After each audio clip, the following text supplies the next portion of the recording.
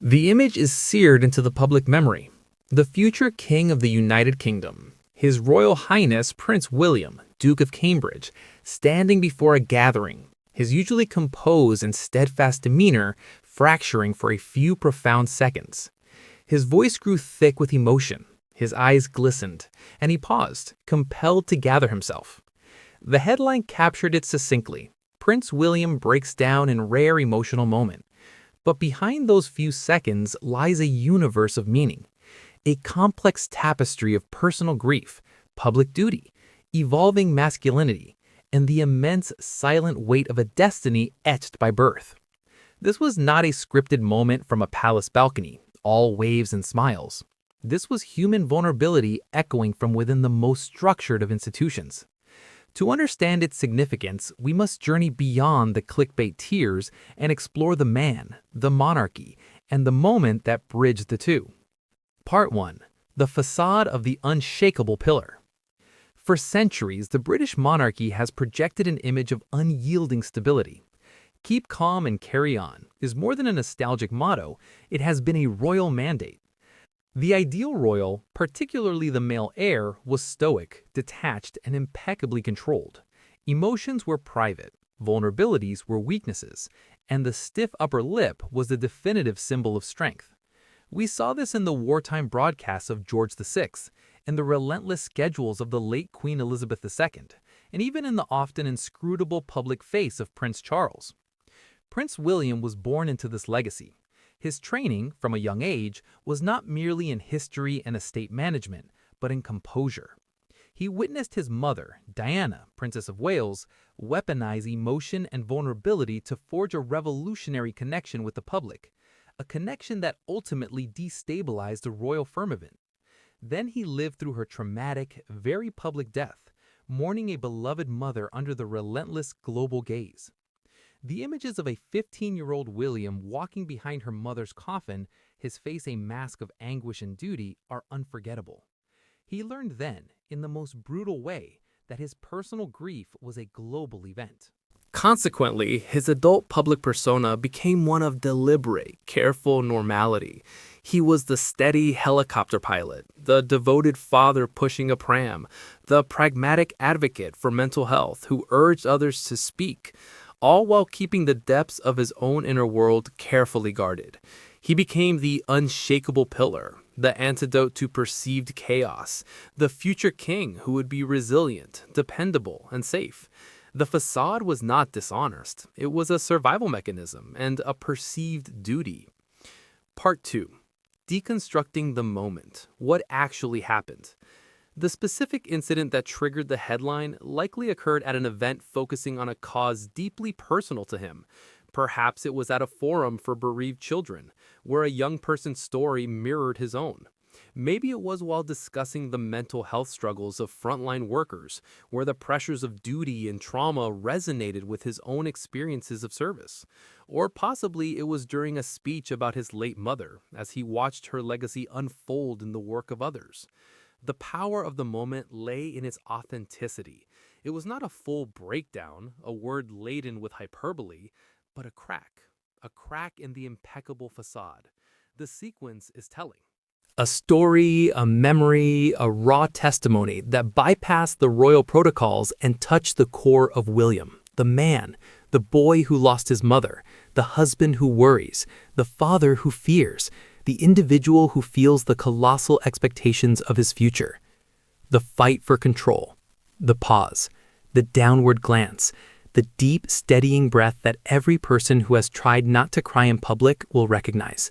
This was the visible battle between the prince, trained to composure, and the human, overwhelmed by feeling. The acknowledgement, the voice catching, the wet eyes looking up, the slight apologetic shake of the head. This was the surrender to humanity, brief but complete. The recovery and integration, the resumption of the speech, often with a renewed, more connected passion. The emotion, rather than derailing the moment, becomes its foundation. He would often say something like, "As you can see, this matter means a great deal to me," or "It's why this work is so important." The feeling is integrated, not hidden. This arc, trigger, struggle, acknowledgement, integration, is the very journey of emotional intelligence he and Catherine, the Princess of Wales, have championed through their Heads Together campaign. He wasn't just talking about mental health, he was, in that flash, demonstrating it. Part 3. The Ripple Effects. Public, Media, and Institutional Reaction. The public reaction to such a moment is instantaneous and multifaceted. In the age of social media, the clip goes viral, dissected into GIFs and memes. The empathetic majority. For most, the reaction is one of profound empathy and connection. Comments flood in. He's human, just like us. This shows how much he cares. The weight of his future role is immense. It shatters the illusion of royal remoteness. He is no longer a figure on a stamp. He is a son, a father, a man bearing a burden. This builds a deeper, more resilient form of respect, one based on authentic character rather than just symbolic status. There are always dissenting voices. Some traditionalists may view it as a lapse in royal decorum, a worrying sign of softness unbecoming of a future head of state. Others, more cynically, might speculate it was calculated, a PR move to appear relatable. Yet, the rawness of such moments makes calculation seem highly improbable. The risk of appearing weak in a still macho world is too great for a purely staged performance. The media dichotomy. The media wrestles with its own paradox. Tabloid headlines scream William's tears, while editorials pen thoughtful pieces on the new stoicism. They are the amplifiers of the moment, caught between the desire for dramatic spectacle and the responsibility to frame it meaningfully. Responsible reporting focuses on the cause of the emotion, using the moment to highlight the issue at hand, not just the royal reaction. Within the institution of the monarchy, the reaction would be more nuanced. There would likely be a mixture of quiet concern from older courtiers steeped in the old ways and supportive understanding from a younger generation of aides who recognize that authenticity is the currency of the 21st century monarchy. The late Queen herself was a master of subtle, restrained emotion, a tear at the Remembrance Day cenotaph, her voice filled with warmth in a Christmas broadcast. William's moment is not a rejection of that legacy, but an evolution of it, meeting the public's demand for genuine connection halfway. Part 4. The Broader Context. A Monarchy in Transition. William's emotional display cannot be viewed in isolation. It is a data point in the sweeping narrative of a monarchy transitioning into a new era. From stoicism to emotional intelligence, the monarchy is moving from a model of impassive duty to one of engaged, empathetic service. William and Catherine's work is foundational to this. By speaking about mental health, parental struggles, and grief, they are normalizing the conversation. William's tear is a powerful visual symbol of this philosophical shift. It says, strength is not the absence of feeling, but the integrity to feel and still serve. In every such moment, the ghost of Diana is present. She was the original emotional royal, hugging AIDS patients, sitting with the bereaved, and speaking openly of her struggles. William's ability to show feeling is a direct inheritance from his mother, but filtered through his own more cautious institutional upbringing. It is Diana's legacy, matured and integrated into the fabric of the monarchy itself. Modern fatherhood and masculinity. Prince William is, first and foremost, a modern father. His active, hands-on parenting is well documented.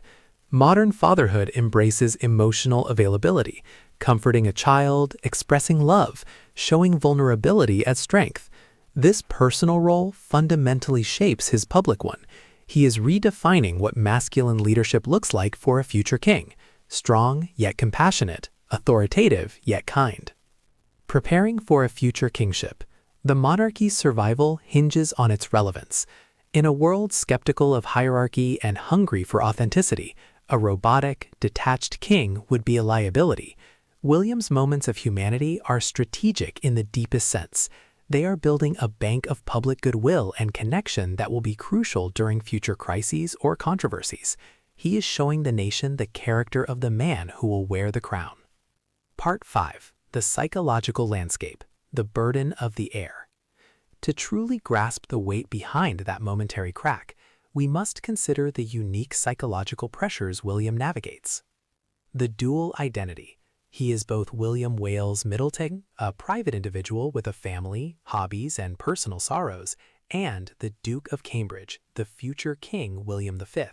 These identities are in constant, silent negotiation. The emotional moment is when William briefly and visibly supersedes the prince. The trauma of his mother's loss is not a closed chapter. It is revisited with every milestone she misses, every mention of her, every time he tries to parent George, Charlotte, and Louis with the warmth she gave him. Work related to her legacy or to bereavement can open these wounds in a very public way. The anticipatory responsibility. He is not waiting for a job. He is waiting for a transformation of his entire existence and the loss of his father. Becoming king means the end of a certain kind of life, a certain kind of freedom. The awareness of this impending, irreversible change is a psychological burden few on earth can comprehend. The keeper of the future role. With the monarchy's recent challenges, he is often positioned as the savior of the institution's future.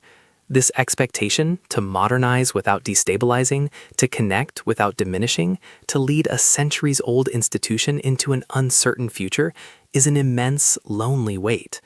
When he shows emotion, it is a release valve for these compounded pressures. It is a signal that the burden, while carried with duty, is indeed heavy. Conclusion. Not a weakness, but a redefinition of strength. Prince William breaks down in rare emotional moment is ultimately a misleading headline. He did not break down. He opened up. In those seconds, he performed the most radical act available to a future monarch. He revealed his humanity without shedding his dignity. That glimmer of tears was not a sign of weakness unfit for the throne. It was a demonstration of a deeper, more resonant strength fit for the times. It showed the immense pressure of the crown he will one day wear, and the compassionate heart that will beat beneath it.